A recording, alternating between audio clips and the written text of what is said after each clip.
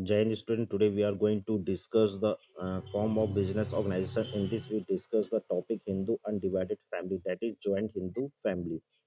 The business carried out by the member of Hindu undivided family is known as the joint Hindu family business. This kind of business is not governed by the Industrial or Company Act, but it is governed by the Hindu Succession Act, which exists under the Hindu law.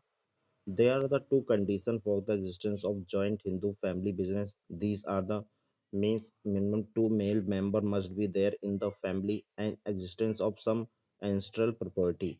The ancestral property is inherited by the male member of the Hindu undivided family, and the member who share the ancestral property and who are entitled to get a share in the profit of joint Hindu family business are known as the co-person.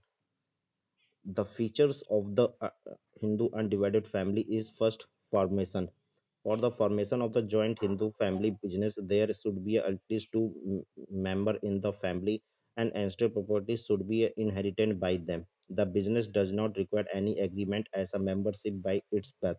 It governed by the Hindu Succession Act 1956. The liabilities of this the liabilities of the karta is unlimited, where the liability of all other member of joint Hindu family business is limited up to their share in the business. The karta liability is unlimited, so his personal asset can be also used for paying back the debt of the business. Control: the joint Hindu family business and managed and controlled by the senior most member of the family, who is called karta. Only karta has legal right to enter into the contract with outsider, and he only take all the decisions of a business. Other business have no right to take decision in the management of joint Hindu family business.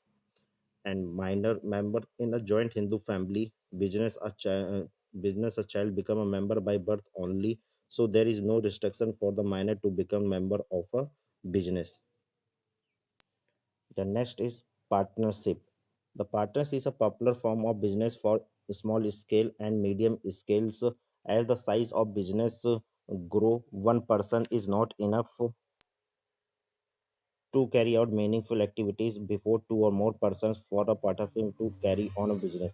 This form of business is started overcome the problem of sole proprietorship.